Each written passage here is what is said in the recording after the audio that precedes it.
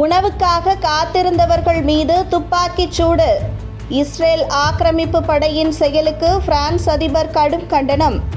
உடனடியாக போர் நிறுத்தம் தேவை என அறிவிப்பு.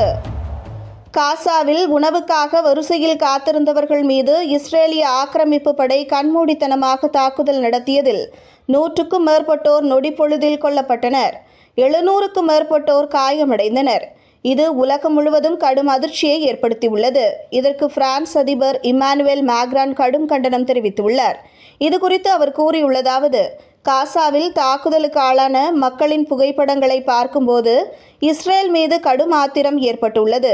அனைத்து பொதுமக்களும் பாதுகாக்கப்பட வேண்டும். உடனடியாக போர் நிறுத்தத்தை இஸ்ரேல் செய்ய வேண்டும்.